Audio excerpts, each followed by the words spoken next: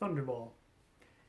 I already talked a little bit about this after reading Goldfinger, and I can tell you that my opinions from that section did not change.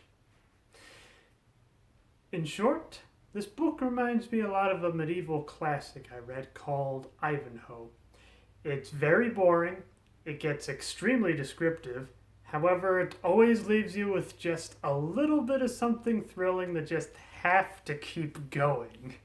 For this adventure, M has been on a bit of a health kick lately and has forced all of his agents to go to this particular health clinic as a way to get detoxed before that was even a thing.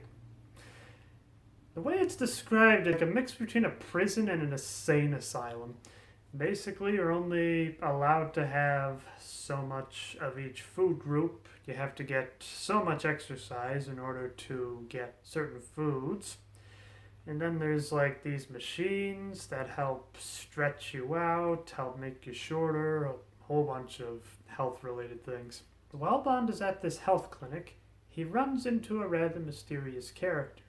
He is very enraged that he has to take off his wristwatch for a massage.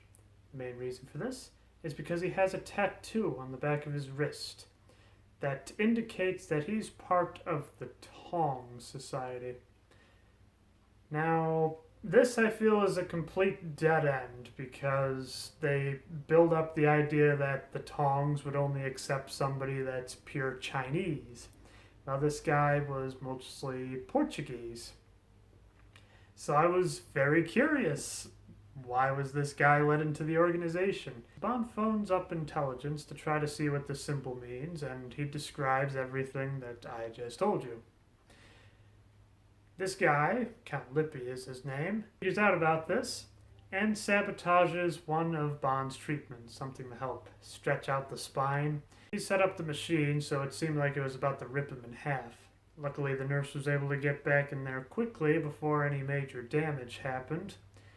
But the thing I don't understand is why Bond never really brought up that one of the fellow patients tried to kill him.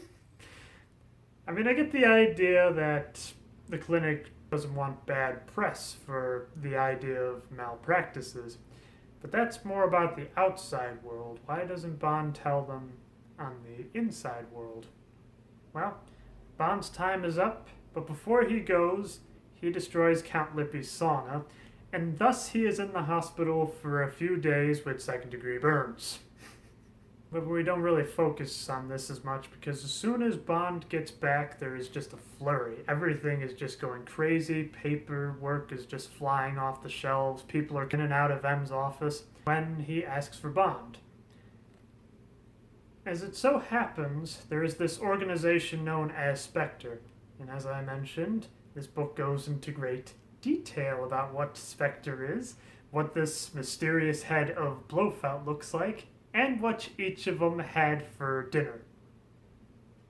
This book is very boring in that aspect.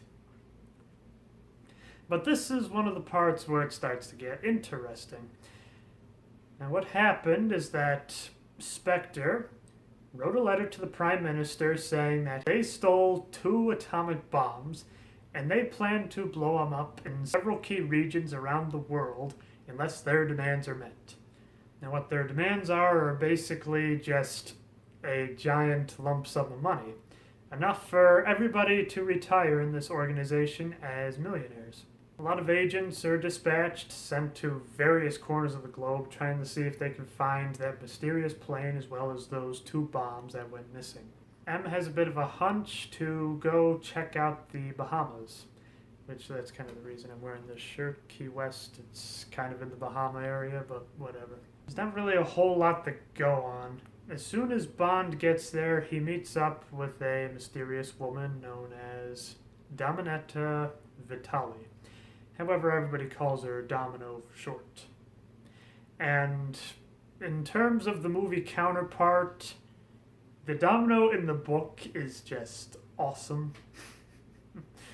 She's just this strong, independent woman that does basically whatever she wants. Essentially, she's in the Bahamas because of her uncle, that's how they describe the relationship, known as Largo, is an insanely rich millionaire who has been drawn to the area for treasure hunting. While he is getting all this stuff prepped, getting all his men together, and all the various details, Domino is just left to her own devices. And it's during one of these times that she happens upon Bond. They hit it off. They really like each other. Bond is kind of playing the cover of a rich millionaire looking for real estate in the area as a way to make sure they don't scare off any potential people. They have a nice afternoon where Domino mentions that there is this casino where there is going to be a lot of gambling going on. And obviously Bond is looking forward to such an event. For that though, he is given a cipher saying that the CIA will be sending one of their own. Bond is a little nervous about this because he's not sure if the CIA agent is going to be really stiff or if he's going to be more relaxed. Doesn't really know what to expect. But when he turns around to see him, see the familiar hooked hand of Felix Leiter. If that's one thing I can say about this book that is a positive, is that like Diamonds Are Forever, they really established this great friendship that Bond and Leiter have together. And you can just tell they're having fun, but they also have a bit of a job to do. With being in the same profession, each of them kind of has their own ideas. One has the idea of the British Secret Service, the other has the ideas for the CIA. But yet somehow it all comes together quite beautifully. So there's not really a whole lot to go on here. The only thing they have is this suspicious Largo. According to Bond, his story is too perfect. It just seems like it's impossible that anybody could be this squeaky clean. Bond and Felix go together with a bit of a Geiger counter to see if the bombs are aboard his vessel known as the Disco Volante, which I have a feeling that means something in Italian because all I'm thinking of is, you got a disco ball in Italy and it's just like, disco fever. And I know that's definitely not what they were going for since this was written in the 50s, a good 20 years before disco was even a thought. But I digress. There are no signs of radiation whatsoever, but there is a mysterious hatch that none of them were allowed to go in. Once again, it's all just kind of speculation, but with no proof whatsoever. So Bond decides to play Largo at the casino. As a way to try to feel him out a little bit, he uses the word specter, and Largo's a little nervous about that. He's like, why did you use that word? And so Bond just carries on casually. But once again, it's really just grasping at straws. Now, the main breakthrough that Bond and Felix have is that they're flying around in this seaplane, trying to see if perhaps they can get an idea of where this plane went down and where the bombs would have been stolen and or stored. All of a sudden, they notice what looks like a swarm of sharks attacking this one random area. It turns out that this mysterious plane was covered over in a tarp, and after several days of being hidden, the sharks, as well as just general wear and tear, has ripped a small hole into it. So Bond goes down to investigate to find it's not only the exact plane, but the bombs have been stolen. Now there's a bit of a minor subplot here. The pilot of this plane is actually related to Domino, her older brother. Her actual last name is Putacci, but since she had a rather rough life, she wanted to get away from that name entirely and went with Vitali instead. Bond finds the plane. He takes his ID as a bit of proof and as a way to try to get the girl on his side. It's almost the day of to collect the ransom, and Bond decides to accept an invitation from Domino to do a little skin diving, as you can kind of see in the picture here. It seemed like she didn't make the invitation when all of a sudden she comes out of the water limping. Now that is a minor thing as well to mention, is I guess she was born with one leg slightly shorter than the other, so she naturally limped, but this was a little more so. I guess she accidentally stomped at a sea urchin, and several of the needles went right into her foot.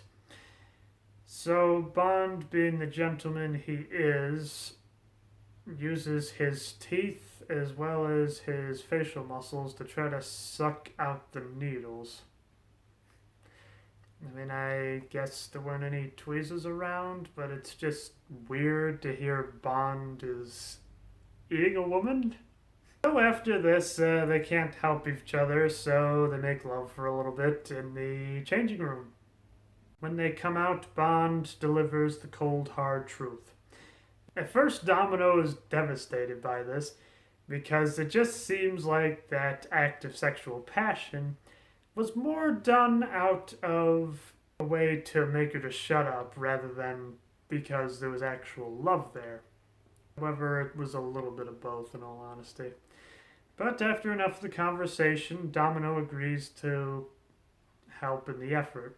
So Bond gives her the Geiger counter, and the signal is once she spots the bombs are on board, she will come up on deck, and then that's when the assault on the boat can begin. Now, before this, the United States Navy was asked to assist with the help of an atomic submarine known as the Manta. This is how they're going to keep tabs on the disco. So they're following the disco at night, and Domino doesn't seem to appear, so there's a bit of doubt as to if maybe she was caught or if she turned. And then in the next chapter, they tell you exactly what happened. Not only was she caught, but then she is tortured by Largo in order to get information out of her. However, she is just an iron woman and does not say anything. Disco is about to unload one of the bombs. Instead, we go with Plan B. Essentially, the Manta is just going to go for an all-out assault on the Disco, which seems to be anchored in the middle of nowhere for some reason, so presumably they're dropping off the bombs. A small team of underwater divers, armed with CO2 guns, go about the ship. There is a really ferocious battle here, when all that basically left are Largo and Bond.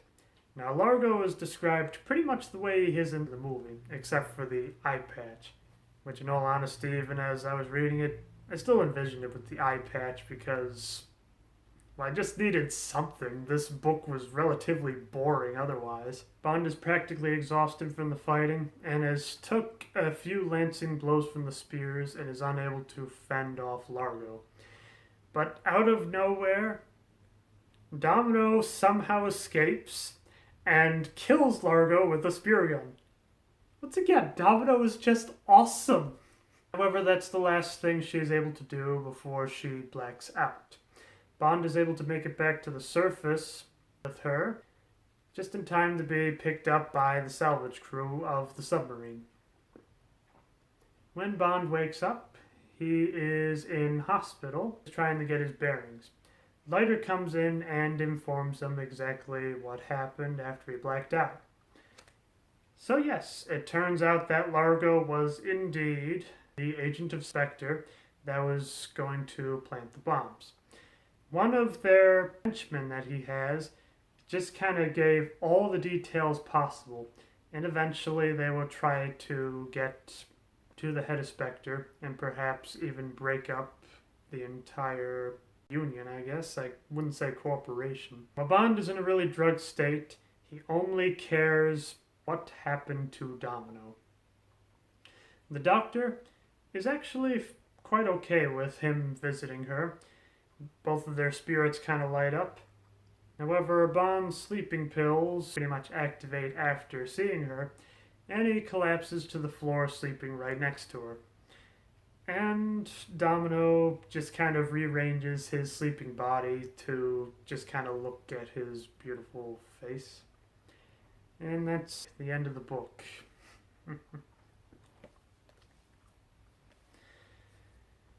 So, In case you're wondering, which is the more faithful adaptation of the book, Thunderball, the movie by Eon Productions, or Never Say Never Again?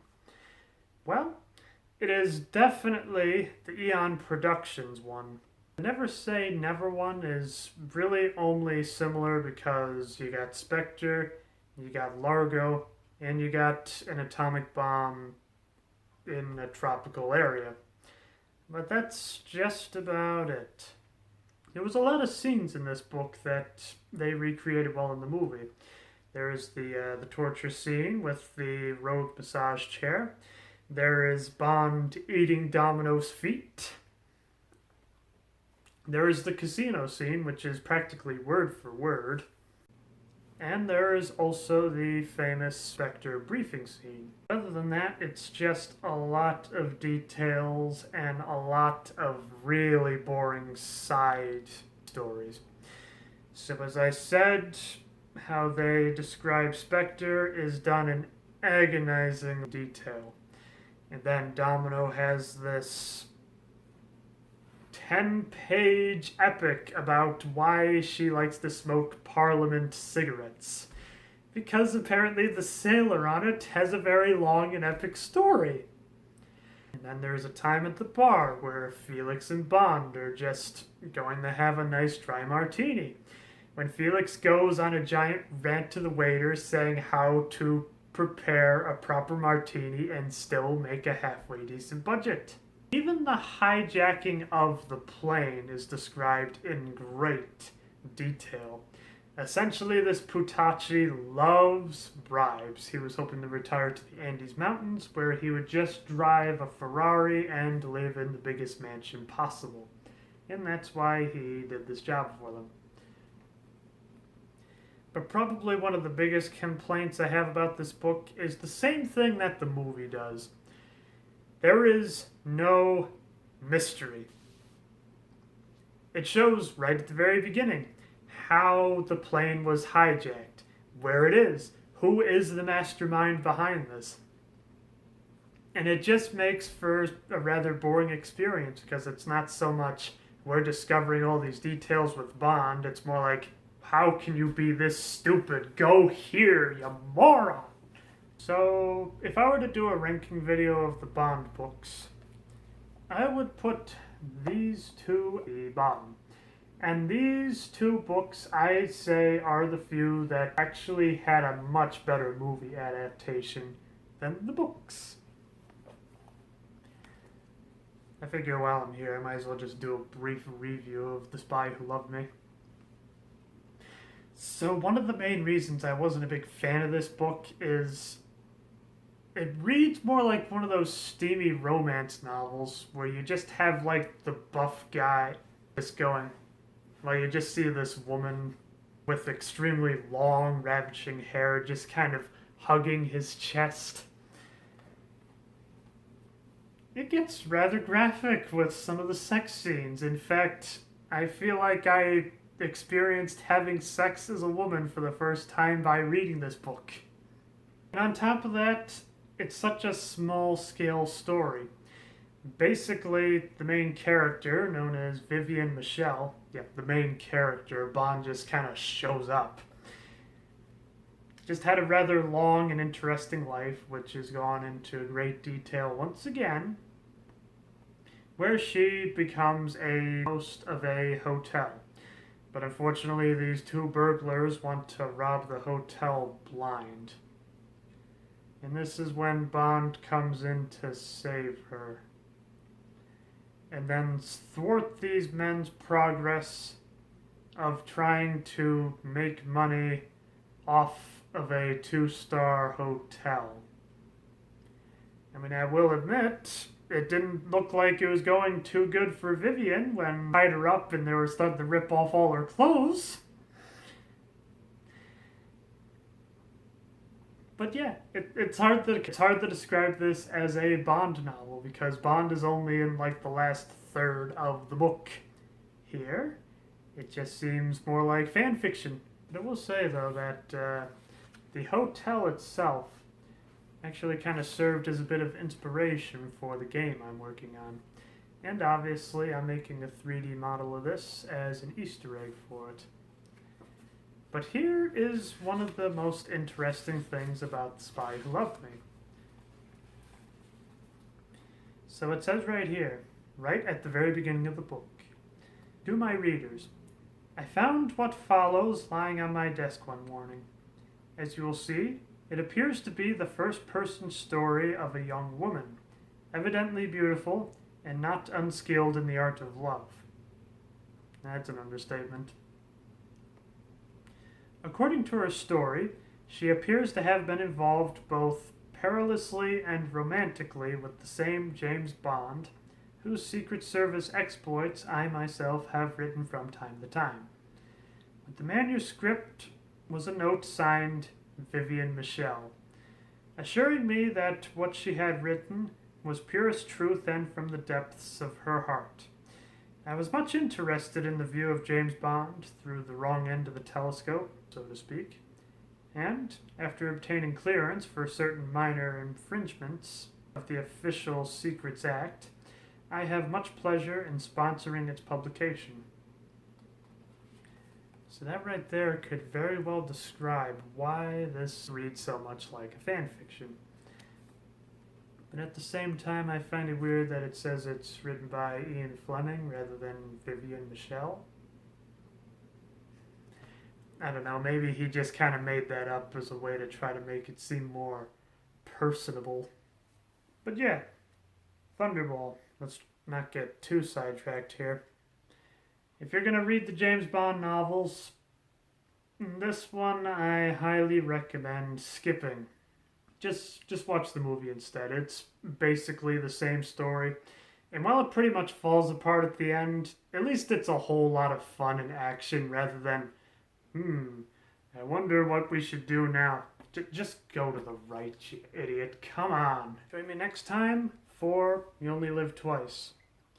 I'm very hopeful of this one, as it's honestly my favorite of the James Bond movies, even though it's not Sean Connery's best performance. However, the book starts off a little weird. I've only read the first chapter so far, where he's already in Japan and he's having a rock, paper, scissors game with Tiger. I'd be very curious to see where it goes from here. Till next time, keep having fun.